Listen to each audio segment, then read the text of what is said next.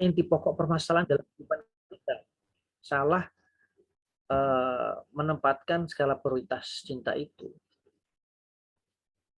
Nah, yang berikutnya rukun iman yang kedua. Iman kepada malaikat. Selama ini kita menganggap remeh, ngapain sih arti penting urgensi iman kepada malaikat itu? Dianggap ada ya harus ada, jangan harus ada tapi ternyata nggak ada. Urgensinya juga apa gitu kan. Nah, bagi kita mungkin seperti itu, tapi ternyata setelah kita gali lebih dalam perspektif cinta ini, malaikat itu salah satu bentuk penyebab utama orang itu melakukan eh, penyelewengan akidah dan syariah karena kesalahan dalam mempersepsi posisi dan fungsi malaikat dalam hidup ini. Begini, saya jelaskan faktanya. Selama ini orang-orang yang menyembah selain Allah, entah itu menyembah alam atas nama bintang gemintang, bulan, matahari, mereka menjadikan sebagai dewa sesembahan, dewa matahari, dewa bulan, dewa bintang apa saja, atau gunung, hewan, sapi, dan sebagainya. Karena mempertimbangkan peran dan fungsi alam yang dia sembah itu. Peran dan fungsi sapi bagi manusia jasanya, peran dan fungsi matahari bagi kehidupan alam, termasuk manusia. Mereka lupa bahwa, mereka tidak tahu atau mereka menganggap bahwa peran dan fungsi yang ada pada matahari itu murni dari matahari itu sendiri. Tidak pernah mereka itu berpikiran itu ada yang mengoperatori, ada yang maintenance, ada yang mengendalikan. Nah, dalam hal ini Islam memberikan wawasan bahwa Allah mendelegasikan para malaikat di antara tugas-tugasnya adalah mengatur sebagai operator alam semesta, mengatur teknis pelaksanaannya. Matahari, peredaran dan wilayah yang disinari dan sinarnya, kapasitasnya, sinarnya berapa derajat, itu semua ada operatornya. Karena matahari, bulan, bintang itu ibaratkan lampu. Lampu-lampu yang tidak akan nyala kalau tidak dicolokin ke sumber energi aki ataupun listrik. Dan tidak akan bisa menyoroti kalau nggak diarahkan sorotannya, dan tidak akan berjalan beredar kalau tidak ada yang mengedarkan dan memperjalankannya. Dia tidak bergerak dengan sendirinya karena dia itu benda mati, alat ya, alat teknologi alam. Harus ada pengendalinya, harus ada operator dan maintainernya gitu. Dan itu yang tidak pernah benar-benar bisa dimengerti. Mereka mengungkapkan rasa penghormatan atau terima kasih mereka terhadap peran dan fungsi matahari itu dengan menyembahnya atau menggantungkan harapan dan tumpuan kepadanya dalam ritual-ritual peribadatannya, sehingga juga menganggap itu adalah sebagai dewa atau Tuhan penentu segala kehidupan yang ada di alam semesta raya ini. Nah, ini yang distandarisasi oleh agama, bahwasanya menyikapi alam itu bukan dengan mengharapkan, menancapkan harapan dan tumpuan kepada mereka, yang itu adalah inti sebuah peribadatan. Pahamilah alam itu sebagai alat. Alat, ada operator yang mengendalikan, dan itu adalah malaikat. Dan malaikat jangan disembah pula sebagai oknum yang menentukan, oknum yang bisa memastikan ketentuan-ketentuan alam ini. Dia juga memiliki bos atau memiliki komandan tertinggi yang ditaati dalam menjalankan standar operasional prosedur mekanisme alam ini. Dan menyikapi malaikat ini sebagai operator ya hanya sebatas pengakuan dan penghormatan saja. Tidak perlu adanya sikap berlebihan di luar itu, yaitu menumpukan harapan dan permohonan. Dalam agama Nasrani kan mohon maaf ya, malaikat dimasukkan sebagai unsur Tuhan, oknum Tuhan, Trinitas, yaitu Rohul Kudus, malaikat Jibril. Awalnya sebagai ungkapan cinta dan apresiasi, selebihnya adalah sakralisasi, mensakralkan, mensucikan, mempertuhankan. Nah ini yang tanpa kita sadari terjadi karena proses tidak pandainya menempatkan skala prioritas cinta dalam hidup ini. Tidak salah kita mencintai malaikat, namun jangan samakan kualitas dan kapasitas cinta kita kepadanya dengan Allah. Karena akan terjadi yaitu tadi, sakralisasi dan memasukkannya menjadi oknum Tuhan. Itu akibat cinta yang tidak memiliki skala prioritas. Demikian juga iman kepada para nabi. Para nabi itu juga sama statusnya sebagai utusan Tuhan di muka bumi ini untuk memberikan teladan bagaimana mencintai dan dicintai Allah berdasarkan ilmu dan pengalaman mereka. Nah, sikap kita terhadap mereka itu ya sama seperti malaikat, cuma ditambahi itu di samping penghormatan, pengakuan dan penghormatan, namun juga ada keteladanan, meneladani mereka, mengikuti mereka, mencontoh mereka. Hanya sebatas itu. Sholawat itu intinya begitu, menghormati, mengakui, dan meneladani.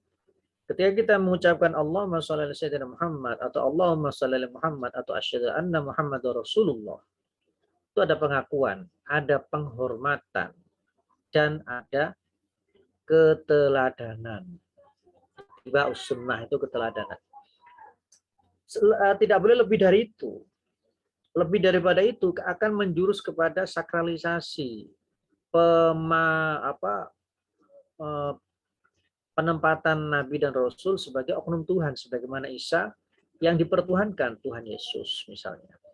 Itu akibat cinta yang berlebih yang tidak tahu penempatan skala prioritas, sehingga kacaulah hidupnya dan kebahagiaannya penuh, hidupannya karena penuh dengan keraguan-keraguan dan ketidak masuk akal ya, segala sesuatu yang dia yakini ternyata tidak masuk akal. Nah, itu akan membawa kepada dampak ketidakbahagiaan dalam hidup, dalam arti bahagia yang sebenarnya, bukan pura-pura bahagia atau kelihatan orang bahagia. Beda ya, bahagia yang betul-betul bahagia dengan bahagia semu. Nah, berikutnya iman kepada Nabi dan Rasul tadi itu menunjukkan bahwasanya prinsip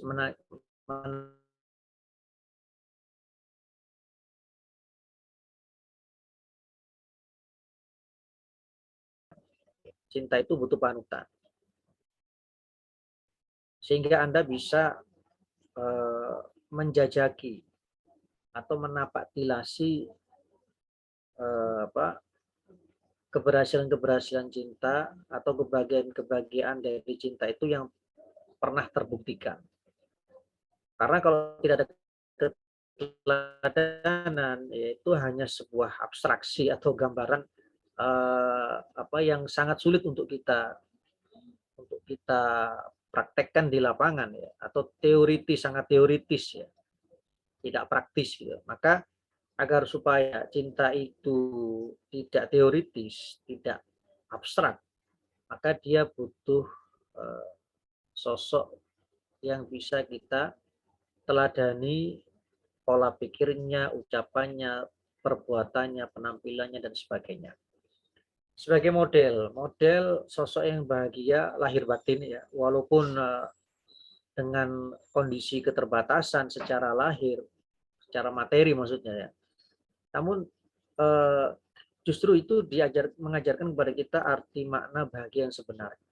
Bahagia bukan punya apa, bukan jadi apa, tapi bersama siapa? Bersama Allah yang memiliki kebahagiaan itu sendiri, maka kebahagiaan itu akan kita dapatkan ya. Walaupun kita nggak punya apa-apa, walaupun kita nggak jadi apa-apa. Nah,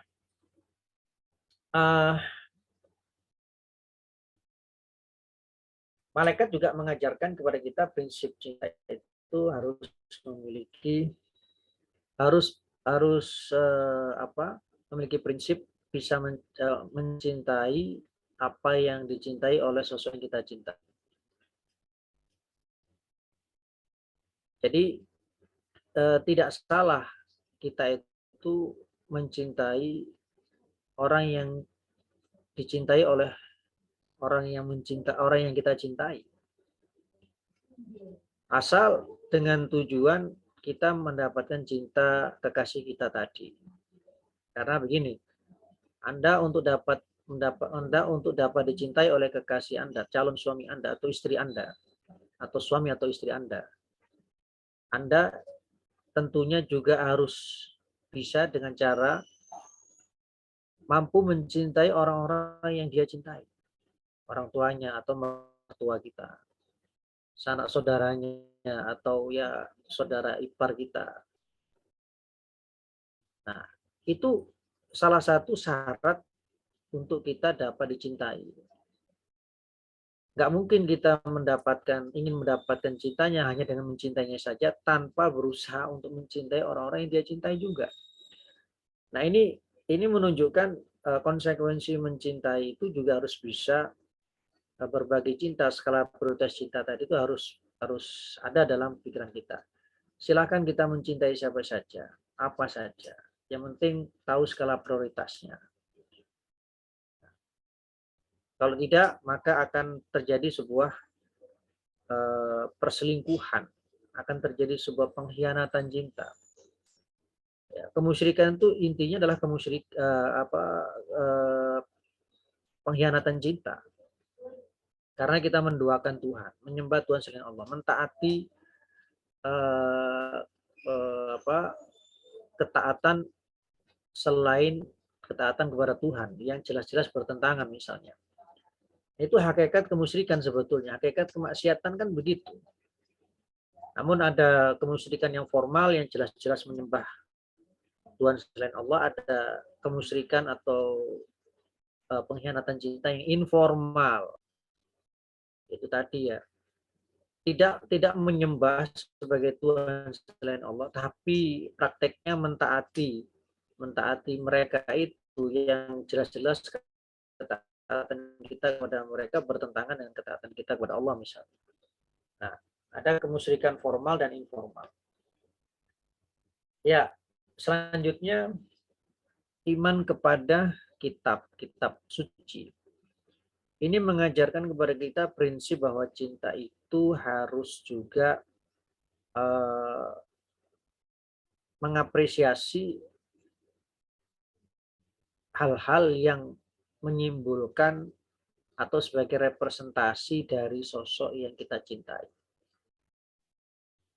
Kita harus juga mencintai hal-hal yang merepresentasikan, menyimbolkan sosok yang kita cintai.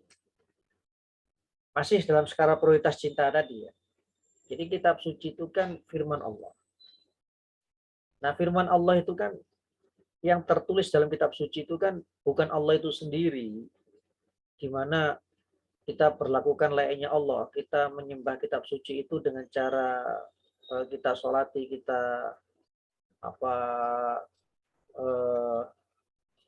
kita arak dalam ritual-ritual peribadatan kita, misalkan tidak hanya sebatas dibaca, dipahami gitu kan, tidak kita jadikan tempat sujud kita dan sebagainya. Nah, itulah makna bentuk penghormatan yang benar. Jangan sampai kita itu terjebak kepada menyikapi simbol seolah-olah itu adalah yang disimbolkan.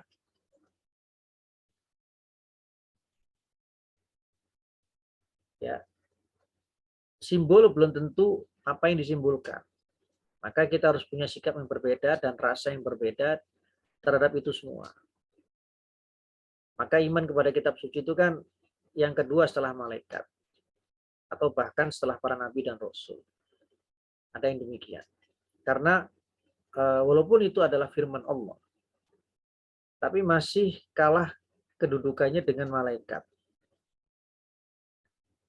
Karena firman Allah tadi walaupun firman Allah melalui mekanisme-mekanisme prosedur malaikat yang menjaga, malaikat yang mensterilkan dokumentasi firman Allah tadi yang telah terskrip dalam bahasa dan budaya gitu kan. Ikatan-ikatan budaya misalkan huruf-huruf gitu kan. Nah, maka dari itu kita juga harus memiliki sikap dan skala prioritas cinta terhadap hal ini. Jangan sampai cinta kita kepada kitab suci itu buta. Sehingga mengakibatkan begini. Saking butanya cintanya kepada kitab suci sehingga menggunakan kitab suci ayat-ayatnya untuk segala tujuan sesuai apa yang dia inginkan. Misal nyantet, gendam, pelet, pesugihan menggunakan ayat Al-Quran. Karena saking cintanya dengan Al-Quran dan saking yakinnya dengan keajaiban-keajaiban dan keistimewaan-keistimewaan Al-Quran, tidak peduli dia gunakan untuk hal-hal yang justru bertentangan dengan makna yang terkandung dalam kitab suci yang dia gunakan itu sendiri. Ya, ini fenomena, fakta gitu. Kenapa sebabnya? Selama ini kan kita hanya menganggap itu sebagai sebuah kebodohan saja. Tapi tidak pernah menggali sampai ke sebab cinta yang sedemikian besarnya terdorong oleh rasa emosi cinta yang sedemikian besarnya sehingga membuat dia melakukan hal itu. Ya, ini penting makanya menjadi sebuah rukun cinta, rukun iman, agar supaya kita tahu bagaimana menempatkan skala prioritas cinta itu sehingga tidak terjadi tumpang tindih, tidak terjadi penyimpangan-penyimpangan yang akhirnya ya membawa kerugian pada diri kita sendiri. Nah, berikutnya iman kepada hari akhir. Hari akhir identik dengan hari pembalasan, keadilan. Nah, prinsip cinta apakah yang ditanamkan dalam iman kepada hari akhir ini? Bahwasanya cinta itu berbalas. Cinta itu berbalas. Maksudnya,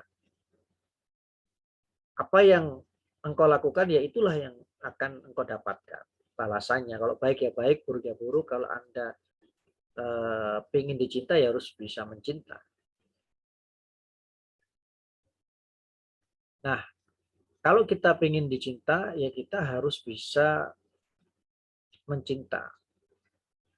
Untuk mendapatkan cinta Allah, tidak harus kita itu hanya fokus kepada Allah saja, tapi bisa mencintai sesama sesuai dengan perintah-perintahnya.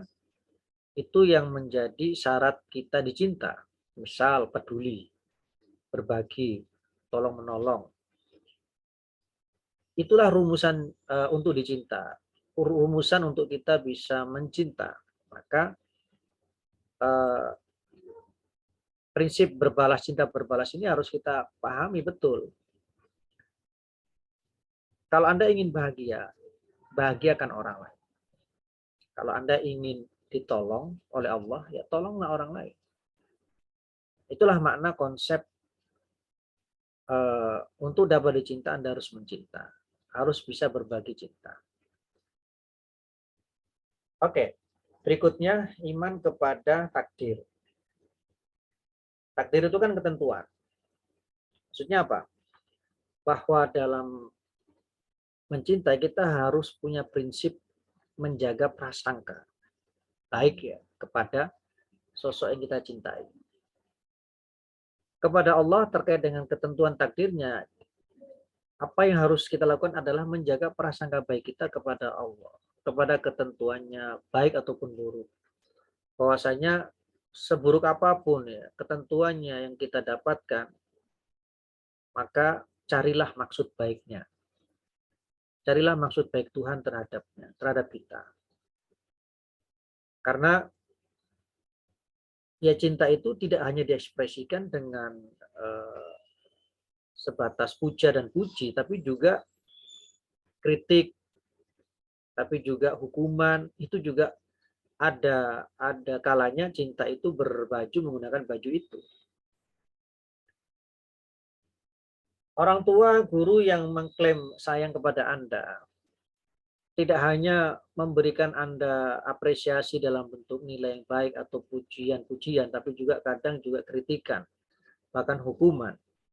Kalau kita memandang bahwasanya hukuman yang diberikan orang tua kita itu karena benci, ya itu yang akan mempersempit wawasan kita sendiri, yang akan membuat kita merespon dengan cara yang tidak baik, yang pada akhirnya membuat hubungan kita ya tidak bisa bahagia dengan mereka. Karena memaknai arti kemarahan orang tua terhadap kita itu adalah kebencian, bukan ekspresi cinta atau sayang dalam bentuk yang lain gitu kan. Nah, demikian pula terkait dengan takdir yang tidak baik atau tidak kita sukai yang kita dapatkan, itu betul-betul bergantung pada persepsi kita. Kalau kita menganggap itu adalah sikap baik Allah dalam bentuk yang lain, ya kita akan bisa menjalaninya dengan nyaman ya. Bahkan bisa melewati banyak tekanan-tekanan. Sebaliknya kalau kita itu persepsikan sebagai sebuah bentuk kebencian dari Allah atau kemarahan murni ya, yang tidak ada unsur cintanya, yang muncul adalah perlawanan dalam diri kita. Bahkan kita bisa ngambek anti Tuhan ya. Bahkan bisa mutung beribadah kepadanya. Percuma aku ngaku Islam, percuma aku sholat, tapi musibah terus saja menimpa diriku. Permintaanku tidak ada yang dikabulkan dan didengarkan. Berbeda dengan orang-orang yang nyata-nyata kafir non-Islam itu. Semua hidupnya terfasilitasi, seolah-olah mereka itulah yang disayangi. Maka dari itu nggak ada gunanya aku beriman dan berislam. Lebih baik aku mencontoh meladani mereka. Dan siapa Tuhan mereka, ya itulah yang akan aku sembah. Nah, ini akibat kita salah mempersepsi awalnya dari bentuk kasih sayang Tuhan yang berbeda yang kita dapatkan ya dalam bentuk ujian, cobaan, musibah yang kita anggap sebagai ketidakpedulian Tuhan atau kemarahan atau diskriminasi Tuhan terhadap kita. You are what you think. Ana inda dhanni abdi bi. Baik. Dengan demikian rukun iman kita mendapatkan pencerahan ya. Karena ada korelasinya dengan kehidupan kita sehari-hari sehingga kita mudah untuk bisa menerapkannya prinsip hidup itu dalam kehidupan kita. Tidak sekedar hafalan rukun iman ada 6 atau iman kepada malaikat, itu kan formalitas yang sudah selesai kita hafalkan di kelas-kelas TK, SD, SMP. Selebihnya harusnya pendalaman, pemaknaan. Nah, berikutnya sebelum saya menuju ke pembahasan rukun Islam, mungkin sampai di sini ada yang mau ditanyakan atau saya lanjutkan? Salah satu dari Anda bisa memberikan saran.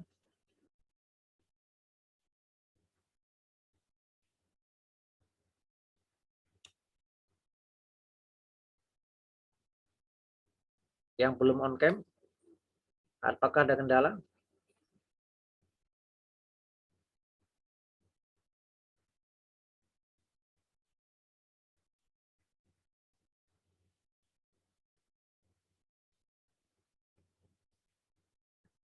Bagaimana Anda mau mengomentari atau saya lanjutkan? Ada yang bertanya atau saya lanjut?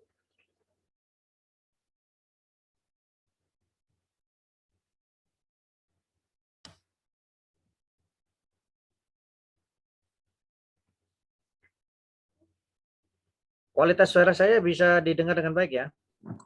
Bisa. Bisa, Pak. Semoga Anda bisa mengikuti materi yang saya sampaikan. Ini lebih menguras energi logika dibanding matematika itu sendiri. Maka Anda harus lebih bisa konsentrasi lagi. Baik, saya lanjutkan rukun Islam. Rukun Islam itu artinya Islam itu kan dua ya, penyerahan diri dan salam. Salam itu damaian, kenyamanan. Saya katakan bahwa rukun Islam adalah rukun pengorbanan cinta atau standarisasi ekspresi pengorbanan mencintai. Ya, karena cinta itu menuntut adanya pengorbanan ya. Love is battle, itu betul. Dan bentuk pengorbanan cinta atau wujud pengorbanan cinta itu adalah tidak ada lain adalah ketaatan-ketaatan itu. Sholat korban waktu, zakat korban harta, puasa korban kepentingan-kepentingan ego, kebutuhan biologis kita, kebutuhan materi kita ya, dan haji korban nyawa dan kepentingan-kepentingan yang lainnya, perjalanan yang jauh dan sebagainya. Intinya ketaatan-ketaatan itu mengandung unsur pengorbanan intinya. Nah, syahadat juga korban komitmen, kesetiaan. Kita lebih setia kepada Allah dan Rasulnya dibanding yang lainnya misalnya. Itu kan sumpah kesetiaan, itu pengorbanan itu. Jadi orang yang mencintai pasti berkorban untuk menunjukkan cintanya itu. Dengan sendirinya, tanpa dituntut, orang itu akan melakukan hal itu. Maka rukun Islam itu untuk menstandarisasi saja. Bentuk-bentuk pengorbanan karena cinta itu harus terstandar. Jangan sampai tidak ada standar.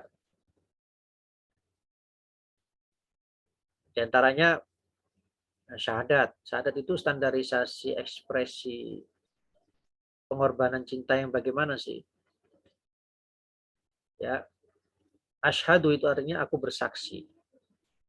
Bukan saksi mata, karena kita tidak pernah melihat Allah dan menyaksikan Rasulullah secara live. Tapi dengan ilmu kita, saksi dengan ilmu, dengan logika kita, dengan naluri hati nurani kita yang jernih dan bersih,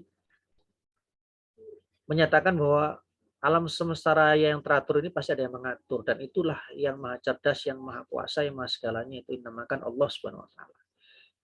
Sama dengan firman Allah dalam surat Muhammad tadi, fa'lam annahu la ilaha illallah. Ketahuilah dengan ilmu pengetahuanmu bahwasanya tiada Tuhan selain Allah.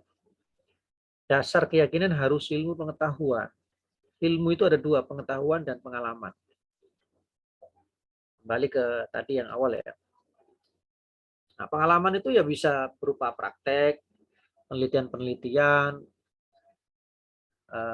juga bisa melalui menerapkan ajaran-ajarannya sambil kita teliti manfaatnya. Nanti akan menumbuh kembangkan yang dinamakan dengan iman atau cinta tadi. Ya, syahadat itu adalah komitmen kesetiaan cinta ya. Bahwa cinta kepada Allah harus didasarkan oleh ilmu. Jangan sampai cinta itu tanpa dasar ilmu, maka kita akan buta. Ya tadi akibatnya kita memperlakukan Allah layaknya kita memperlakukan sesama kita. Misal, Allah itu layak untuk mengatur alam semesta raya ini itu butuh teman dan kolaborator atau partner. Karena alam semesta raya ini sangat luas dan detail. Untuk mengatur nasib satu semut aja repotnya bunga men, apalagi banyak lagi ciptaan mikroba, virus-virus. Kalau Allah sendiri itu kasihan, itu kayaknya nggak mungkin, nggak logis. Maka perlu adanya sebuah kolaborator, sebuah partner kerja. Maka dimunculkanlah dewa-dewa. Itu akibat sebetulnya adalah maksud yang baik juga, tapi karena mispersepsi atau salah menganggap bahwasanya garis merahnya itu jangan pernah menyamakan atau melebihkan sesuatu selain Allah dengan Allah. Itu garis merahnya. Kalau orang tidak mampu sendiri, ya Allah mampu sendiri. Nah, garis merahnya di situ. Maka ini adalah ilmu, peran dan fungsi ilmu itu menjaga. Kalau harta kita yang menjaga. Ilmu betul-betul akan menjaga sikap dan perilaku kita agar tepat sasaran, bukan serampangan. Itu makna asyhadu. Asyhadu alla ilaha illallah. Aku bersaksi dengan ilmuku, pengetahuanku, dan pengalamanku bahwasanya memang harus ada Tuhan yang mengatur alam semesta raya ini sendiri dan yang paling berkuasa, dan puncak asal muasal segala sesuatu kesempurnaan ada di Dia. Dan Dia wajib ada, nggak boleh memiliki sebab keberadaan penyusun ataupun penciptanya. Dia harus berakhir pada Dia. Semuanya, teori-teori asal-usul harus berakhir ke Dia. Nah, itu makna asyhadu. Sehingga kita tidak lagi pernah menyamakan sikap dengan Tuhan terhadap sesama ciptaan. Nah, contohnya dalam sholat yang kedua ini ya. Sholat adalah standarisasi ekspresi pengorbanan cinta melalui komitmen jaringan komunikasi. Standarisasi ekspresi jaringan komunikasi. Ya. Pengorbanan cinta untuk menjalin komunikasi dengan sosok yang kita cintai. Orang yang mencintai pasti ingin menjalin komunikasi yang berbeda dengan strategi atau cara komunikasi dengan yang lainnya yang tidak ada ikatan emosional, cinta gitu kan. Pasti lebih intensif dan lebih masif dan terstruktur ya. Baik penampilannya, perkataannya, dan sikap perilakunya. Berbeda dengan kita komunikasi dengan teman-teman biasa ya, bahkan tanpa skenario, tanpa apa istilahnya standar operasional prosedur, anggar jeplak, anggar ngomong. Nah, terhadap kekasih tentu kita memiliki sikap yang istimewa, yang berbeda ya. Kita harus mengatur penampilan, mengatur ucapan, mengatur perbuatan, langkah, dan sebagainya. Penampilan ya. Maka sholat itu dengan standar-standar syarat dan rukunnya itu merupakan standar operasional prosedur komunikasi antara kekasih dan kekasihnya. Itu pengorbanan itu. Bentuk pengorbanan itu. Kita harus memperhatikan itu pengorbanan. Bersuci, kenapa harus bersuci? Ya karena kita sedang menghadapi yang maha suci. Maka kita harus merelevankan diri dengan menjaga kesucian lahir dan batin ya. Kemudian ya dari mulai pakaian yang menutup aurat dan sebagainya. Itu karena ya ajining rogo soko busono, kita untuk menghormati diri kita sendiri dengan cara seperti itu. Untuk dapat dihormati orang lain ya. Maka harus menjaga penampilan busana. Di samping menjaga kenyamanan antar sesama jamaah yang menjalin komunikasi dengannya ketika sholat berjamaah agar tidak mengganggu konsentrasi karena nampaknya aurat. Nah, itu mengandung pesan spiritual dan sosial sekaligus. Belum lagi kata-kata yang kita ucapkan sepenuh dengan romantika, segala puja dan pujiannya untuk Allah itu kan bahasa cinta. Kalau bahasa atasan dan bawahan kan main perintah aja, main nyuruh gitu kan. Kalau bahasa antar teman kan ya main manggil aja langsung tanpa basa-basi, prosedur diplomasi gitu kan. Tinggal nyuruh aja. Dul jokono iku. Ya Allah, tolong aku oke ono aku rezeki langsung ngono. Jadi tanpa prosedur basa-basi diplomasi seperti Bismillahirrahmanirrahim dengan menyebut nama Allah yang Maha Pengasih dan Penyayang. Alhamdulillah, segala puji hanya milikmu, milik Allah. Sebagai Tuhan semesta alam. Enggak perlu itu langsung iya karena butuh, iya karena stain ya Allah apa? Nah, keinginanku ini tolong kabulkan misalnya. Nah, itu bukan bahasa-bahasa cinta. Yang terstandar itu bahasa-bahasa pergaulan biasa. Maka ucapan dalam sholat itu juga harus memenuhi standar ya. Di antaranya Al-Fatihah, la sholata illa bi Fatihatil kitab. Nah, dulu karena banyak orang itu yang menjalin komunikasi dengan Tuhan itu caranya serampangan. Sampai saat ini pun juga. Sholat sembahyang itu ya nyanyi-nyanyi, maksudnya kayak alat musik. Sembahyang itu. Di tempat ibadah, teriak-teriak manggil Tuhan. Kayak konser musik malahan. Gitu kan. Tuhan diajak konser, tepuk-tepuk. Nah, apakah seperti itu? Ada lagi yang sambil mabuk, ada yang kesurupan dan sebagainya, atau yang membuka auratnya. Yes. Apakah seperti itu? Itu yang distandarisasi dalam syarat dan rukun sholat, berjamaah dan sebagainya. Ya, berikutnya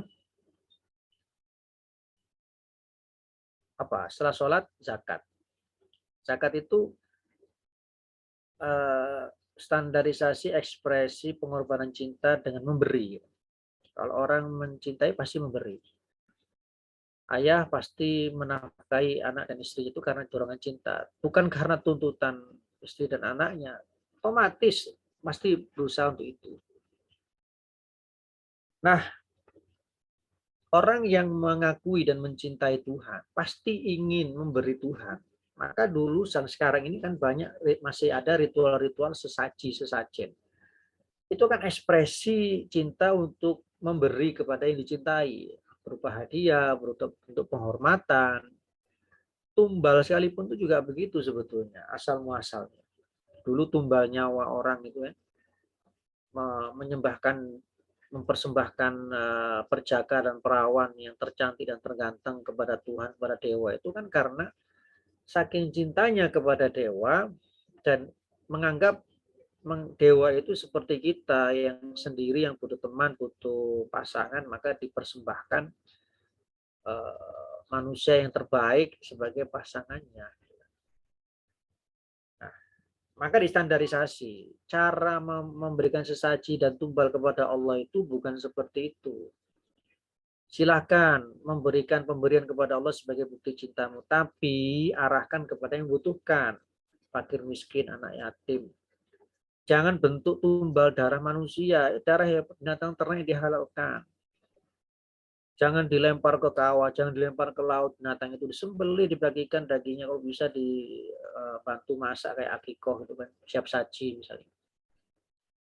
Nah, itu standarisasi peran dan fungsi agama itu seperti itu terhadap logika, kebenaran logika. Benar logika itu sudah menemukan ekspresi pengorbanan cinta dengan memberi kepada Tuhan itu sudah benar, tapi caranya itu yang perlu distandarisasi oleh agama, oleh Islam ini, termasuk para nabi dan rasul, tugas dan peran dan fungsinya itu. Nggak salah mencintainya, tapi salah mengekspresikannya. Ini yang fatal di situ. Banyak orang yang ingin dicintai hanya modal semangat saja, tanpa tahu cara mengekspresikannya. Akhirnya bukan cinta, tapi malah benci. Kan banyak begitu. Oh, nggak seneng coklat dikasih coklat, mentang-mentang Valentine, mentang-mentang awak dewe mau seneng coklat, dianggap kabeh seneng coklat, padahal dia alergi coklat, biduren, bentol-bentol, ya ngamuk ya putus. Itu akibat mempersamakan dirinya dengan yang lain atau Tuhan dengan diri kita. Maka agar supaya kita bisa memberi apa yang disukai oleh Tuhan, ya kita harus konfirmasi melalui Rasulnya, apa sih yang disukai Tuhan itu dalam pemberian kita sebagai ekspresi kita mencintainya, yaitu peduli kepada sesama. Baik harta, zakat mal, ataupun zakat hasil bumi, zakat fitrah, zakat hasil peternakan, zakat binatang peternakan, zakat hewan itu ya, ataupun zakat barang temuan, tambang, dan sebagainya. Pasti orientasinya itu kepada manusia juga. Bukan kepada Tuhan. Tuhan itu hanya menilai ketulusan kita dengan cara peduli kepada sesama tadi. Kalau ingin dipedulikan Tuhan, ya pedulilah kepada sesama. Nah, itu yang makna dari standarisasi ekspresi mencintai, dari memberi. Nah, berikutnya puasa. Puasa itu empati ya. Apa istilahnya, pengorbanan cinta dalam bentuk empati. Nah, Islam juga menstandarisasi cara berempati sebagai bukti mencintai. Itu harus bagaimana? Orang dulu itu kan Bahkan sekarang juga masih ada. Saking cintanya kepada Tuhan, ingin berempati kepada Tuhan. Empati itu apa sih? Ya, bahasa mudahnya itu ingin merasakan apa yang dirasakan oleh sosok yang kita cintai. Kalau dia sakit, kita juga ingin merasakan sakitnya sehingga kita mengunjungi atau mencarikan obat, dokter, dan sebagainya, memotivasi. Itu empati. Ini merasakan apa yang dirasakan. Nah, orang saking cintanya kepada Tuhan itu ada yang pengen merasakan apa yang dirasakan Tuhan dalam hal apa? Ketidakbutuhan akan makan, minum, dan pasangan dengan cara bertapa di goa sampai moksa, sampai mati, bertemu dengan Tuhan. Bukan begitu cara untuk mengekspresikan empati sebagai ungkapan cinta kita kepada Tuhan. Bukan ingin menjadi Tuhan. Tapi jadilah dirimu dan ekspresikan empatimu itu sebatas kemampuanmu sebagai sosok yang berbeda dari sosok yang kau cintai, itu Tuhan yang maha sempurna yang memang nggak butuh apa-apa, independen murni. Kita kan dependen, kita kan hidup dengan keterbutuhan, butuh makan, butuh minum, karena kita tercipta dengan perut, lapar dan haus, dan alat kelamin yang memang membutuhkan pelampiasan untuk itu. Maka cukup kita membatasi peran dan fungsi daripada itu semuanya dari mulai fajar sampai matahari tenggelam, sudah cukup. Empatimu akan termaknai di situ di hadapan Allah Subhanahu wa taala. Selebihnya engkau kembali kepada fitrah ciptaan kita, fitrah kita sebagai yang berkebutuhan. Tetap kontrol kebutuhan kita itu dalam koridor apa yang dibolehkan dan tidak apa yang dilarang. Udah itu aja. Itu mana empatinya. Nah, selanjutnya yang terakhir haji. Haji itu standarisasi ekspresi pengorbanan cinta apa sih? Kerinduan akan sebuah pertemuan. Hakikatnya orang yang mencintai pasti ingin bertemu offline, bukan online. Sholat itu online, virtual, daring. Nah, offline-nya, luringnya itu haji. Orang ingin meninggalkan semuanya langsung menuju pergi ke Ka'bah, Baitullah. Dan ke makam Rasulullah di Madinah, ingin ketemu fisik dengan Rasulullah. Nah, kenapa itu diadakan ritual agama semacam ini bahkan menjadi rukun kesempurnaan Islam? Ya karena itu bukti cinta. Cinta itu harus ada kemauan untuk bertemu. Kalau nggak ada, itu berarti cinta yang palsu. Ibaratkan Anda mencintai seorang, kok nggak mau diajak nikah. Dia juga mencintai, kok nggak mau diajak nikah. Berarti ada sesuatu yang palsu itu. Ya wujud keseriusan cinta itu yang menikah. Kalau memang itu cinta antar pasangan ya, yang orientasinya memang hubungan antar pasangan itu. Nah, kalau cintanya bukan cinta semacam ini ya hubungannya pertanggungjawaban, penghormatan, keteladanan, itu makna cinta yang bentuk komitmen cinta yang lain. Oke. Berhubung Allah itu walaupun Allah itu tidak dapat kita temukan di sana secara visual karena memang Allah itu metavisual. Allah justru yang meliputi segala macam bentuk ruang dan waktu, bukan Allah berada dalam ruang dan waktu sehingga terliputi oleh ruang dan waktu dan lebih kecil daripada ruang dan waktu itu tentunya. Maka Allah tidak mampu untuk kita visualisasi. Apa yang hakikatnya bisa kita lihat itu kan mereka itu lebih kecil daripada spektrum penglihatan mata kita, punya jarak dengan kita dan bisa ditangkap oleh mata kita, artinya lebih kecil dari ruang dan waktu atau spektrum dari penglihatan mata kita, sedangkan Allah kan maha besar. Lebih besar dari apa yang besar. Karena kebesarannya itulah yang meliputi segala sesuatu yang ada, itu yang menyebabkan Allah tidak mampu kita lihat hakikatnya, wujud aslinya. Kalaupun nanti kita melihatnya itu nanti saat ihsan ya. Ihsan itu kita bisa melihat Allah, tapi penampakannya. Kerinduan kita akan mendapatkan jawabannya nanti di surga. Bukan di sini, kita hanya sekedar melampiaskan saja kerinduan itu dengan cara haji atau umroh. Cukup itu kita sudah merasa puas dan merasa membuktikan ketulusan cinta kita. Nanti di akhirat kerinduan itu akan berbalas. Yaitu dengan Allah menampakkan diri, terserah Allah dalam bentuknya apa. Kalau di dunia Allah pernah menampakkan diri dalam beragam bentuknya, sebagaimana kepada Nabi Musa dalam Al-Quran mengatakan inni anastu nara. Allah menampakkan diri dalam bentuk api, nar. Inni ana rabbuka fakhla'na 'alaika innaka bil wadil muqaddas itu. Aku ini Allah. Api itu bisa berbicara begitu. Inni anallah la ilaha illa ana fa'budni wa aqimis sholata li dzikri. Sungguhnya aku Allah, tidak Tuhan selain aku, dan sembahlah aku dan dirikan sholat untuk mengingatku. Itu firman Allah dalam Al-Qur'an. Ketika Allah menampakkan diri dalam bentuk api, Nabi Musa curiga, ini kayaknya api, penampakan jin, kan jin dari api. Enggak. Beda penampakan Allah saat itu tuh dengan api-api unggun, api-api yang lain, api las, api kobaran, apa sembarangnya. Sehingga membuat Nabi Musa itu lari, ketakutan karena apinya itu aneh. Bening, cerah, tidak menyilaukan, tidak panas, menyejukkan gitu kan. Terus tanpa ada bahan bakarnya yang membakar gitu kan. Apa ini api aneh? Cuman berhubung Nabi Musa kurang pengetahuan tentang alam jin dan hakikat jin, maka menganggap itu jin, maka beliau lari. Dipanggil oleh Allah, la takhaf inni la yakhafu ladayya innahu la yakhafu ladayyal mursalin. Jangan lari menjauh, itu bukan etika orang yang mencintaiku. Orang mencintai itu tidak akan pernah lari dari sosok yang dicintai. Bukan lari menjauh, tapi lari mendekat. Kenapa? Takutnya itu bukan karena takut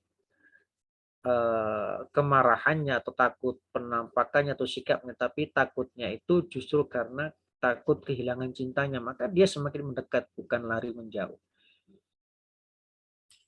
Demikian juga ketika Allah menampakkan diri kepada Rasulullah SAW ketika Mi'raj dalam bentuk nur, cahaya yang lembut, nurun. Sebagaimana firman Allah sendiri tentang dirinya, nurun ala nur, Allahu nurus samawati wal, Allah cahaya alam semesta. Nur itu cahaya yang lembut, cahaya yang sejuk, cahaya yang tidak menyilaukan, membakar. Nah, itu penampakan, bukan wujud aslinya Allah. Wujud aslinya Allah nggak bisa dilihat. La tudrikul absar wa huwa yudrikul absar wa huwal latiful khabir. Dia tidak akan bisa dilihat oleh mata. Sedangkan dialah yang menguasai, karena dia menguasai pandangan mata atau semua visualisasi, semua panca indera yang ada.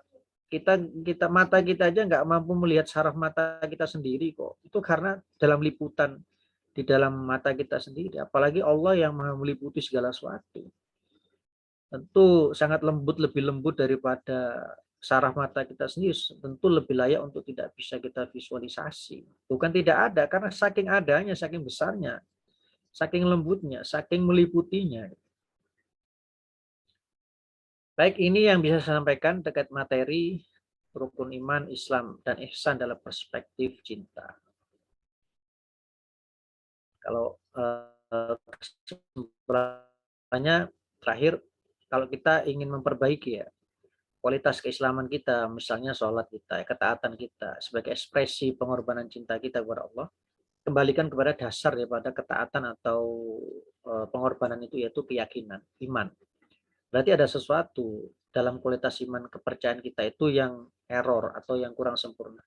Nah, untuk bisa mendeteksi, memperbaiki, ya kembalikan lagi kepada dasar keyakinan atau iman yang membangunnya tadi apa? Pengetahuan. Sholat kita asal-asalan, mungkin keyakinan kita terhadap Tuhan asal-asalan. Dan keyakinan kita terhadap Tuhan asal-asalan karena pengetahuan kita tentang Tuhan juga asal-asalan. Sekedar tahu, sekedar in God we trust. Maka harus perdalam pengetahuan dan pengalaman. Terus jangan bosan untuk belajar, memahami, mencari tahu. Terus kita itu berdoa, ihdinas siratal mustaqim, ya Allah, tunjukilah aku jalan yang lurus. Maksudnya berilah aku ilmu pengetahuan tentang dirimu, tentang kebenaran, tentang segala sesuatu, agar aku ini bisa nyaman dan bahagia dalam hidup ini karena pengetahuanku yang menumbuh kembangkan keyakinanku dan cintaku, sehingga aku nyaman untuk mentaati dan berkorban untuk yang aku cintai.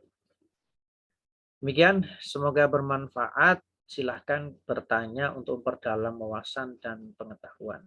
Monggo, silahkan. Saya Maulana izin bertanya, Pak. Ya, bisa resen ya selanjutnya, silakan. Maulana. Begini, Pak. Ketika saya bepergian jauh, sering sekali saya lihat ada seorang makmum masbuk yang ketinggalan. Nah, benar-benar ketinggalan sampai sesudah salam. Dan ada imam masbuk yang belum selesai menyelesaikan sholatnya. Saya lihat itu orangnya menepuk pundak, lalu yang tadinya makmum tiba-tiba menjadi imam yang menepuk pundak. Sehingga yang menepuk pundak tadi itu mengikuti sholat dari makmum masbuk tersebut. Dan saya tidak tahu, saya belum tahu dalilnya, tapi banyak yang melakukan sepertinya itu benar. Dan saya kepikiran soal ini karena dulu saat bepergian saya juga pernah mempraktekkan. Saat saya masuk ke masjid, kalau nggak salah itu saya mau sholat asar biasa. Dan saya mengikuti menepuk pundak dari orang yang sholat di sana. Nah, saya di situ sholat dengan niat sholat asar. Tapi setelah selesai, ternyata yang jadi imam saya itu sholatnya di jamak, duhur dan asar. Nah, itu saya tidak tahu. Saya sudah selesai sholat asar di situ dan dia melanjutkan sholat jamaknya. Nah, itu sholat saya sah atau tidak? Karena kan antara makmum dan imam itu niatnya berbeda. Dia di jamak sementara saya tidak menjamak. Nah, itu saja sih, Pak. Ya, yang tidak sah itu kalau niat dan prakteknya berbeda. Maksud dari praktek itu tata cara sholatnya berbeda, sebagaimana sholat biasa dengan sholat mayit, kan nggak pakai rukuk sujud. Nah, itu jelas batal jamaahnya kalau berbeda gerakannya. Apalagi juga berbeda niat. Tapi kalau sekedar berbeda niat, tapi gerakan sama, nah ini ulama mengatakan membolehkan atau mensahkan sholat tersebut. Nanti yang menghukumi masalahnya itu Allah. Yang penting gerakannya sama, Allah yang akan menghukumi di atas dasar kekasih dan sayangnya dan keadilannya. Allah akan memaklumi dan mengapresiasi. Pertama, dia ke masjid itu sudah pasti niatnya jamaah. Walaupun bentuk jamaahnya berbeda-beda, tapi gerakan sholatnya sama. Itu masuk kategori pemakluman dari Allah berdasarkan inamal a'malu binniyat, yaitu niatnya wong iku jamaah. Niatnya wong iku sholat zuhur. Karena menghukumi berdasarkan itu. Nah, sepengetahuan kita kan ya gerakan-gerakan itu bukan hati seseorang. Nahnu nahkumu bidzawahir. Kita itu hanya menghukumi apa yang nampak. Wallahu yatawallas sarair, dan Allah yang menghukumi apa yang tidak nampak, yaitu niat kita. Jadi jangankan begitu, Mas. Anda niat berjamaah di masjid, ternyata sholatnya sudah selesai. Nggak ada yang Anda bisa makmumi, ya, karena nggak ada orang yang datang lagi kecuali Anda sendiri. Anda sholat sendiri, dihitung oleh Allah berjamaah karena niat Anda tadi. Dan Anda memang tidak sengaja telat karena memang kondisi yang membuat Anda itu telat tanpa unsur kesengajaan, nelat. Anda dihitung berjamaah, walaupun sendiri. Apalagi Anda memiliki kebiasaan berjamaah. Saat itu Anda tidak tepat waktu datang karena urus suatu hal, Anda akan dihitung berdasarkan kebiasaan, dinilai berdasarkan kebiasaan baik Anda. Kecuali kebiasaan buruk tidak akan dihitung serupa. Itu bentuk kasih sayang Allah. Ada dalam hadis kitab Mukhtarul Hadis karena Imam siapa? Al-Kandahlawi, Yusuf Al-Kandahlawi. Demikian ya Mas ya. Ya. Baik, Pak. Terima kasih, Pak. Ya, ada lagi yang lain? Ya Pak, Ana, silakan. Ya, saya Diana Nabila ini mau bertanya Pak, sebagai mahasiswa ini bagaimana cara kita meningkatkan keimanan kepada qada dan qadar? Ya, meningkatkan pengetahuan. Rumusnya tadi dasar iman kan pengetahuan. Untuk meningkatkan keyakinan atau keimanan, ya tingkatkan pengetahuan atau pemahaman. Fa'lam, tadi tingkatkan fa'lamnya, ilmunya. Keyakinan kan kepercayaan. Anda percaya orang karena Anda mengenalnya. Bukan baru kenal langsung percaya, kan enggak. Proses pengenalan, pengetahuan itu mempengaruhi kualitas dari keterpercayaan. Apa yang Anda lakukan misalkan tentang sholat, ya perdalam tentang sholat. Manfaatnya secara medis, secara psikologis, secara spiritual, sejarahnya, atau dan lain sebagainya. Perkaya terus, teliti terus. Sehingga Anda yakin sholat dan nyaman sholat. Ini kan ya Mbak ya? Iya Pak, terima kasih Pak. Ya, selanjutnya Mbak Ayu. Pak, izin Yang bertanya. ya resen tetap resen aja nanti biar terurutkan. Kita sebagai manusia itu kan pasti ada kalanya naik turunnya iman ya Pak. Nah, sebagai seorang mahasiswa bagaimana ya Pak langkah kita ke depan untuk mengatasi itu semua? Terima kasih. Ya, naik turun iman itu bukan berarti kita itu keluar masuk iman. Naik turun iman itu adalah proses kita beriman. Nah, nilai daripada sebuah proses itu ya bagaimana kita menjaga senantiasa agar kita itu tetap dalam iman.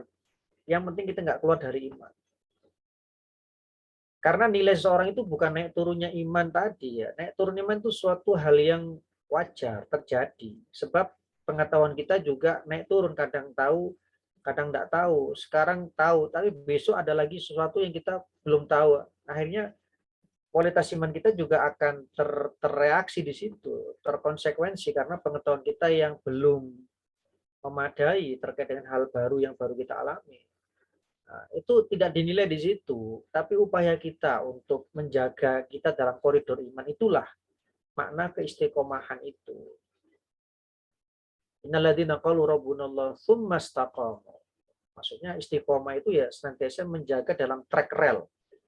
Kereta agar supaya tetap dalam relnya walaupun kadang kecepatannya itu berbeda-beda, lambat, cepat, sedang, nggak masalah, yang penting tetap mengarah ke tujuan. Ya, proses itu begitu memang. Jangan dinilai wah apa istilahnya naik turunnya iman itu sama dengan keluar masuknya kita itu iman. Kafir itu mempersempit suatu yang luas. Laqad hajarta wasi'an. Ya, jadikan itu motivasi untuk agar supaya kita itu senantiasa bisa menjaga diri batasan-batasan dari iman dan kekafiran itu saja.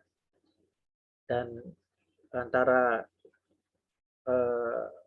kepercayaan dan kenyamanan. Maksudnya sekedar percaya atau percaya yang betul-betul menimbulkan cinta. Hanya itu saja letak kita untuk motivasi dengan cara menjaga iman itu untuk memperkuat dengan pengetahuan-pengetahuan tadi. Demikian ya Mbak ya. Terima kasih Pak. Selanjutnya Mbak Alivia. Iya Pak, izin bertanya. Saya pernah mendengar pernyataan bahwa siapa yang puasa 7 hari di bulan Rajab, maka dibukakan pintu surga dan 8 hari dibebaskan dari 8 pintu neraka. Apakah pertanyaan tersebut benar atau memang sudah tercantum dalam Al-Quran maupun hadis, Pak? Ya, masuk surga ataupun neraka itu memiliki standar-standar baku tertentu, Mbak. Jangan dinilai keluar dari standar itu.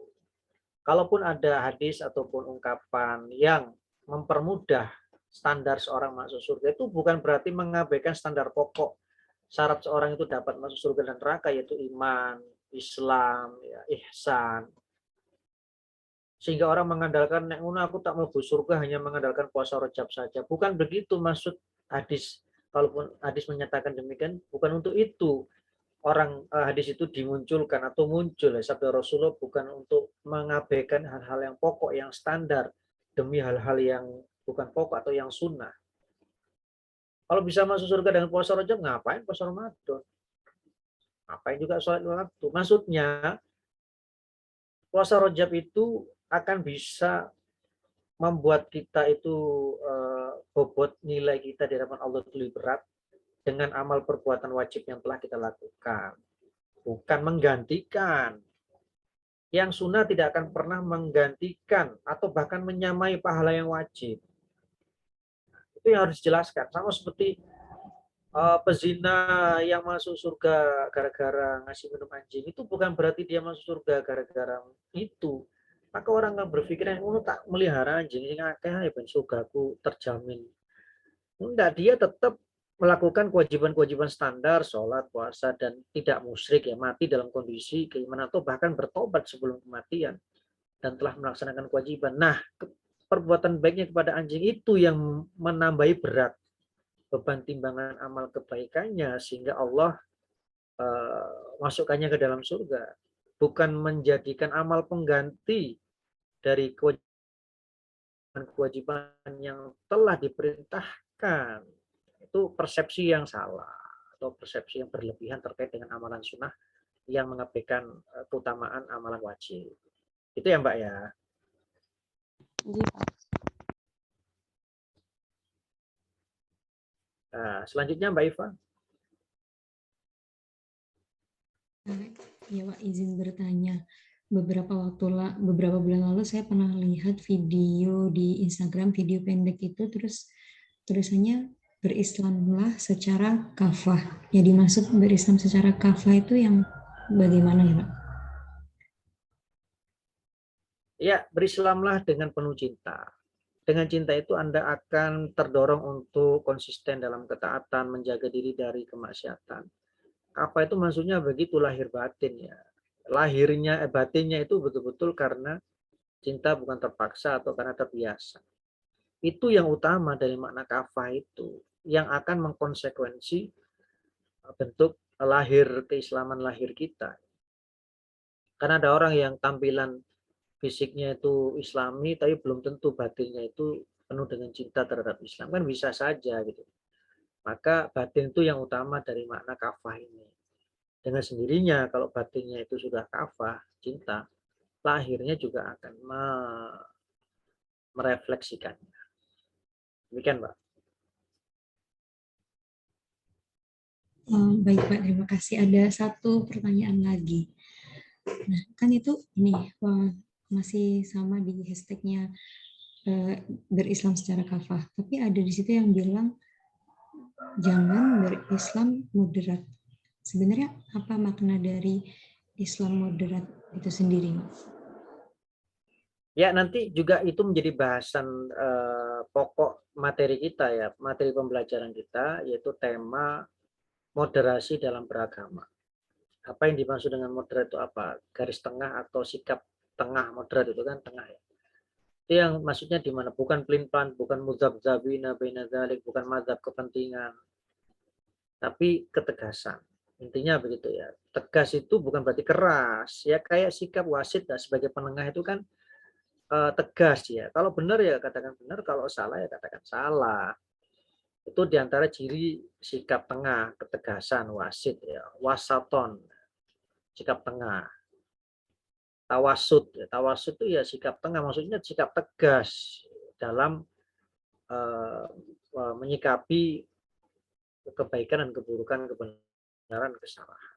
Bukan keras loh ya, keras itu kepada aksi, kepada strategi ya. Jadi sebagai sikap tegas itu adalah bukan strategi, itu adalah suatu karakter. Nah, masalah strategi dalam menerapkan ketegasan itu hal lain. Misalkan dalam menerapkan hukum, ketegasan itu tercermin dalam terkumpulnya berbagai bukti, saksi, memutuskan berdasarkan itu, bukan berdasarkan emosi, apalagi kepentingan pesan, tekanan, kekuasaan. Itu ketegasan secara praktis di lapangan terkait dengan prosedur penerapan hukum misalnya. Ketegasan dalam menerapkan hukum Islam ya dengan cara memenuhi standar prosedur konstitusional disepakati, misal melalui mengusulkan ke lembaga yang memiliki wewenang tentang itu, yaitu legislatif sebagai perancang undang-undang dan pengusul dan pembuat undang-undang. Harus mencalonkan diri sebagai anggota DPR atau memasukkannya dalam perancangan pembahasan di DPR untuk dikaji, diuji publik, untuk kemudian dilegalisasi dan diresmikan menjadi sebuah undang-undang negara. Itu namanya ketegasan prosedural, bukan kekerasan. Kekerasan kan ya main hakim sendiri, lihat pencuri jalan langsung potong aja tangannya.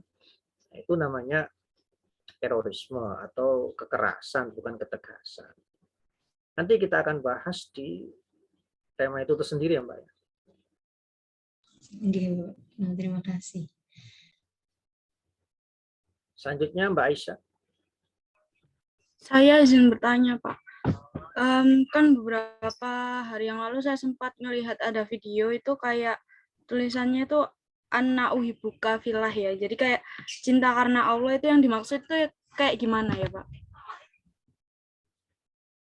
Ya, secara prosedural sesuai dengan perintah dan tidak melanggar larangan. Itu kata-kata itu konsekuensinya harus demikian. Maksudnya cinta yang diingatkan oleh batasan-batasan hukum Allah. Yang dibatasi, diarahkan, dijaga oleh hukum-hukum Allah, bukan hanya sekedar lip service saja gitu kan. Nah, maksudnya begitu, hibuka villa itu harusnya tercermin dalam sikap perilaku dalam berinteraksi itu yang sesuai dengan aturannya. Itu ya Mbak. Iya, Pak. Terima kasih. Selanjutnya Mbak Siti. Oke, izin bertanya Bapak. Mengapa Bapak iman, ihsan, dan Islam tersebut tidak dapat dipisahkan? Istilahnya selalu bergandengan Bapak. Terima kasih. Iya, karena itu segitiga cinta. Tanpa itu ya tidak dinamakan segitiga, tidak bisa berdiri.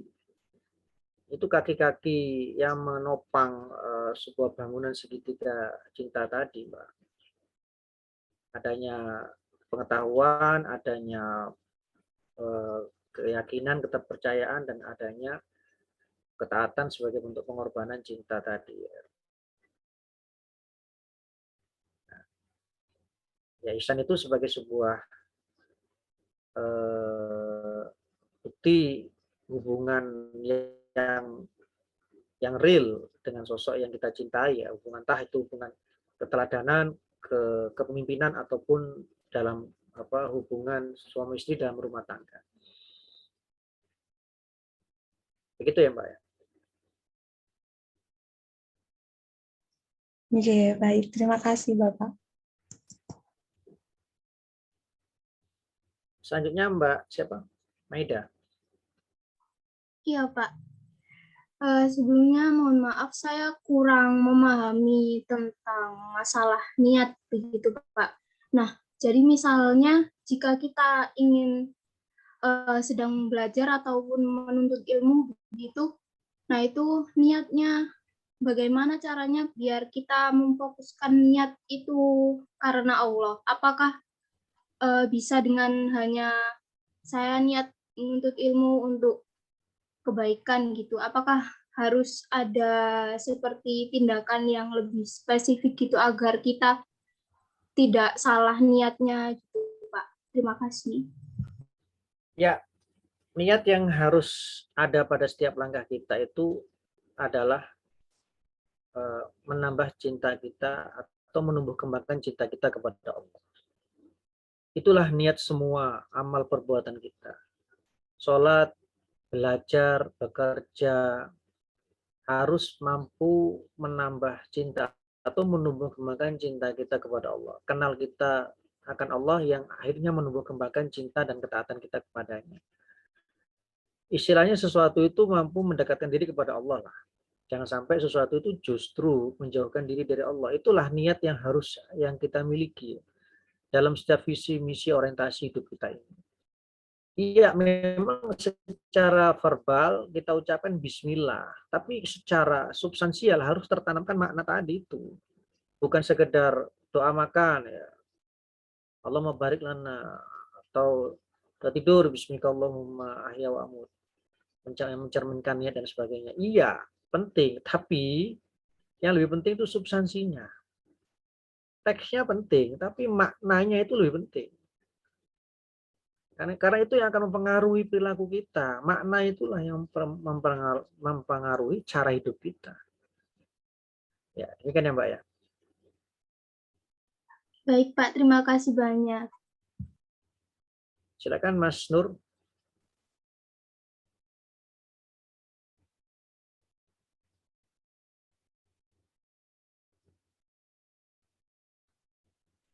Nur Hakiki.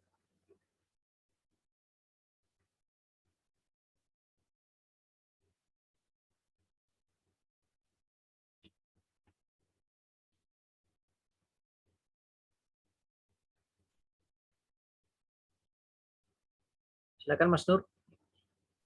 Iya, Pak. Izin bertanya, Pak. Untuk seberapa besar sih, Pak, cinta Islam terhadap generasi muda dan bentuk kecintaan Islam terhadap generasi muda itu apa aja ya, Pak?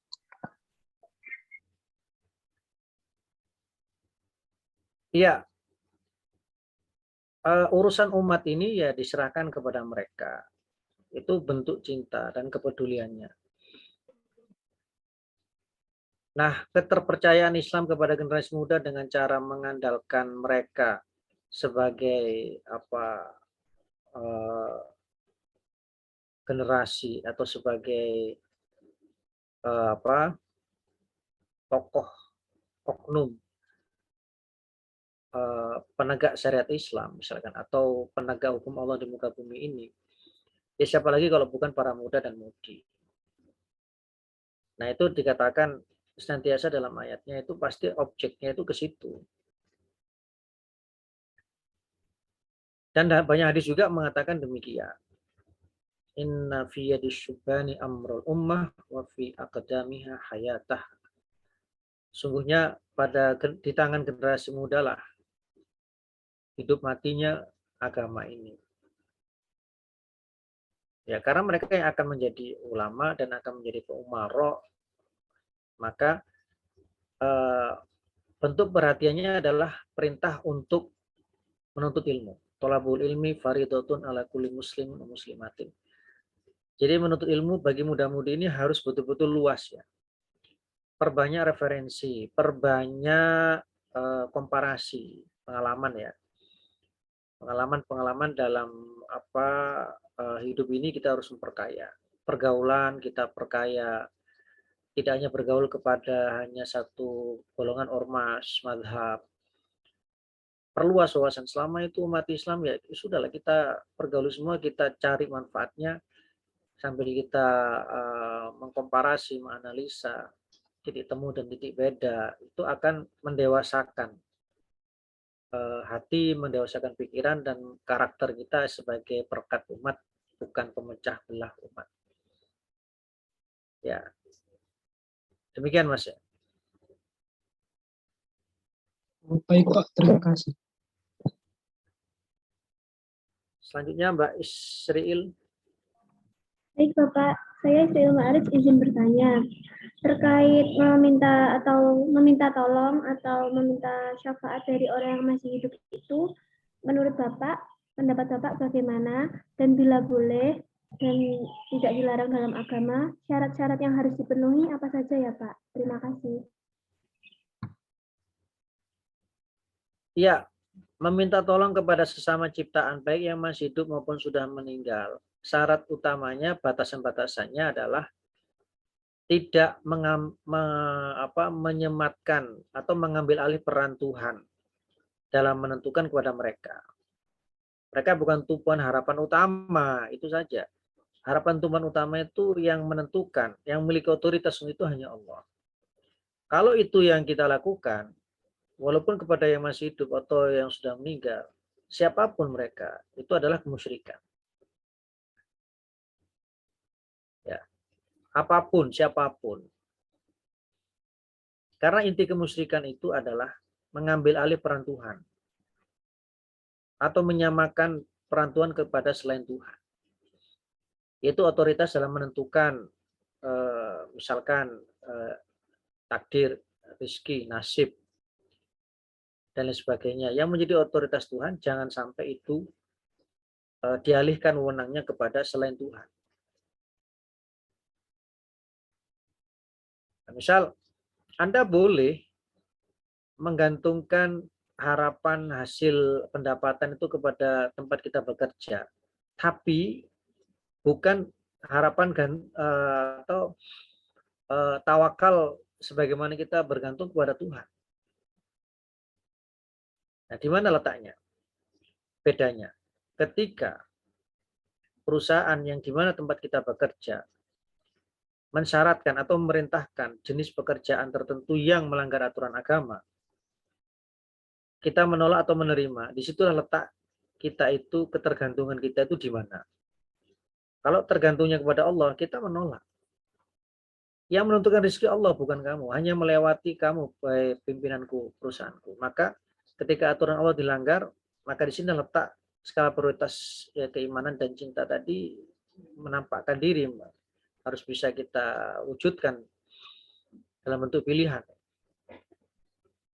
Nah, begitu.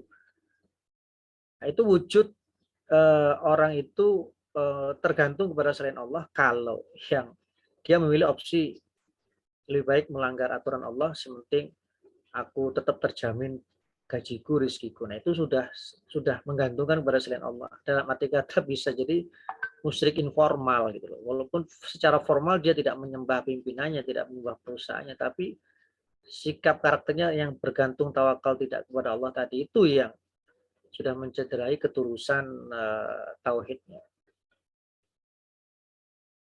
Nah, minta pertolongan itu sama begitu, boleh kita minta pertolongan kepada siapapun. Yang penting tidak memastikan keberhasilan dari sebuah usaha itu dari orang tersebut. Kita minta tolong, kita saling tolong menolong itu perintah Allah, semata menjalankan perintah Allah untuk itu. Tapi keyakinan yang menentukan keberhasilan sebuah usaha itu hanya Allah.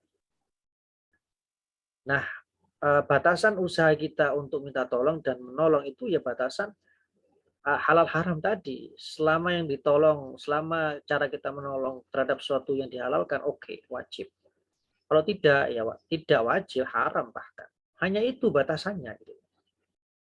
Maka pelajari halal haram itu penting, itu wajib. Ilmu yang wajib Anda ketahui, ilmu tentang sifat-sifat Allah dan ilmu tentang hukum-hukum Allah. Tidak harus Anda tuh belajar S1 WIN agama, enggak. Anda bisa tahu dari manapun, dari siapapun, kapanpun, dimanapun. Apa yang dihalalkan, apa yang diharamkan. Itu mudah saat ini. Itu ilmu yang wajib, yang fardu itu ya ilmu itu. Karena itu akan menentukan nilai dan kualitas dari semua apa yang kita lakukan. Demikian ya Mbak ya. Baik Bapak, terima kasih. Silakan Mas Saufal. Assalamualaikum Pak, kedengaran Pak? Ya, waalaikumsalam warahmatullahi. Kan saya pernah mendengar hadis ya Pak ya. Itu gini Pak. Ketika mati suatu insan, itu amalnya itu sudah terputus kecuali dari 3 hal. Nah, kan salah satunya itu ada ilmu yang bermanfaat Pak. Nah, dan ilmu yang bermanfaat itu kan ilmu yang dapat diamalkan orang lain ya Pak ya. Benar kan Pak? Nah, di situ Pak, kalau umpamanya kan itu kan kalau umpamanya kita jadi guru ya Pak ya, guru kan otomatis memberi ilmu yang manfaat ya Pak ya. Nah, tapi guru itu dalam tanda kutip guru pelajaran dunia Pak, apakah itu akan menjadi amal kita Pak? Amal kita nanti besok ketika kita sudah meninggal. Nah, terus ini Pak, kan ya kalau di pondok itu kan guru mengasih amalan Pak, sedangkan amalannya itu berbentuk zikir Pak kadang-kadang. Nah, itu tuh masih kan yang saya bingungkan itu gini Pak, kan amalan kan harusnya perbuatan. Nah, kok ini kok pikiran, kok amalan ora iki lho zikir, maksudnya gimana Pak? Gimana Pak? Gitu Pak, saya dua. Terima kasih. Oke. Ya, ilmu yang bermanfaat. Maksud dari ilmu yang bermanfaat itu ya ilmu yang secara legal memenuhi standar halal dan haram Allah Subhanahu wa taala. Kemudian secara fungsi menimbulkan kebaikan bagi sesama. Yaitulah amanu wa amilus sholihat. Aman itu sisi legalitas, ada sisi legalitas iman kepercayaan kepada Allah yang menghukumi, yang harus lebih kita taati, yaitu terwujud dalam konsistensi terhadap halal haram tadi. Kemudian baru wa'amilus sholihat, sholihat maslahat. Dampaknya yang ditimbulkan itu betul-betul kebaikan atau remang-remang atau seolah-olah baik atau bahkan buruk. Itu harus kita pastikan. Dampak yang ditimbulkan itu juga harus menjadi perhatian kita menciptakan teknologi. Dampak buruknya apa, radiasinya bagaimana mengatasinya, polusinya bagaimana. Itu maksudnya amalus sholih itu di situ. Jangan sekedar menciptakan teknologi sementing laku, sementing payu, sementing wong seneng, tapi dampaknya, radiasinya, polusinya nggak diperhatikan. Itu bukan amalus sholih. Itu namanya jualan. Orientasinya materi. Maka tidak mudah memaknai solihat itu. Solihat itu solih dan maslahah. Maslahat. Oke. Terkait yang kedua, amalan. Amalan memang artinya amal. Amal itu perbuatan. Nah, kemudian di sila itu berkembang menjadi sebuah kalimat-kalimat zikir yang diamalkan, yang dipraktekkan ya. Sehari-hari itu menjadi amalan. Maksudnya itu praktek sehari-hari. Perbuatan yang rutin kita lakukan. Maka istilah itu menjadi sebuah derivasi transliterasi ke Indonesia menjadi amalan. Maksudnya aktivitas rutin, perbuatan rutin kita gitu kan. Untuk menerjemahkan arti kata amalan gitu kan. Ya, ya intinya boleh nggak itu menjadikan sebuah amalan zikir itu? Ya boleh-boleh saja. Yang penting ada dasar-dasarnya, kemudian maslahat yang ditimbulkannya, itu alat ukurnya itu, dasar legalitasnya, kemudian dasar maslahatnya. Dasar legalitas itu begini, terkait dengan niat, motivasi, tujuannya itu harus untuk mendekatkan diri kepada Allah, bukan capaian-capaian duniawi misalnya, kekayaan. Nah, kalau tujuannya zikir itu kekayaan materi, itu kan berarti bukan nilai ta'ala ya. Tapi lid dunya wa ma fiha. Sedangkan ibadah itu tujuannya ya mengenal Allah, mencintai Allah, dan pasti kalau sudah dicintai Allah itu semua itu akan terfasilitasi, akan misalnya mudah kita dapatkan, walaupun tidak mudah kita dapatkan, kita tetap bisa bahagia. Itu kan inti tujuan utama orang hidup itu. Pengen bahagia, tapi kalau tujuannya materi tapi tidak bahagia ya terus jadi budak materi sampai akhirnya bunuh diri. Nah, apakah itu? Itu karena salah motivasi. Apa istilahnya dalam memaknai amalan tadi, amalan zikir atau ibadah itu tadi.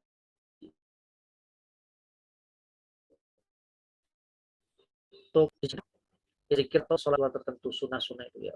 Fokuskan agar supaya dapat dicintai Allah. Itu adalah ekspresi kita mencintai agar dapat dicintai. Rumusnya harus itu. Nek wis dicintai, wis tala. Apa penjalukmu? Anaknya wis kadung senenge bapak, apa dituruti. Rumusnya harus itu. Pengen bahagia ya wis itu. Harus cintai Allah. Nah, syarat dicintai Allah itu yang menjalankan perintah dan menjauhi larangan. Itu koridor utama legalisasinya, standarnya itu SOP-nya. Terus gak ada lain.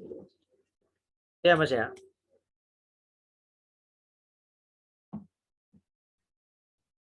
Ya, berikutnya Mbak Anissa. Pak izin bertanya, bagaimana sebaiknya atau hukumnya ketika kita menunda niat baik atau tidak mau melakukan hal baik semata-mata karena takut untuk dipuji? Terima kasih. Takut karena apa? Takut dipuji. Oh, iya.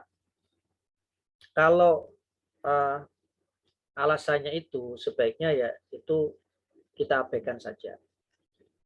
Sebab itu bisa jadi adalah godaan setan. Ya, setan itu membisikkan sesuatu yang buat kita ragu. Kalau kebaikan selama yang kita ragukan bukan dampak yang ditimbulkan, hanya masalah keikhlasan hati, itu adalah tipu daya setan. Harus tetap kita teguh melaksanakan. Bismillah. A'udzubillahi minasyaitonirrajim. Jadi yang harus membuat kita ragu itu dampak yang ditimbulkan ini. Dengan cara yang kita lakukan itu apakah betul-betul maslahat? Itu yang satu-satunya alasan yang harus membuat kita itu ragu. Kalau keraguan niat aku iso ikhlas apa enggak, bismillah kudu berani menyatakan melakukan. Karena itu tipu daya setan. Agar kita tidak jadi melakukan kebaikan. Was-was namanya. Banyak orang itu yang sholat nggak selesai takbirnya. Padahal sholat itu jelas baik. Nggak ada dampak buruknya di sekitarnya jamaah semuanya saling menyaksikan. Tapi kok dia ragu, nah itu tanda-tanda setan untuk menggoda manusia agar tidak melakukan atau tertinggal atau tidak malah konsentrasi. Sudah bismillah Allahu Akbar.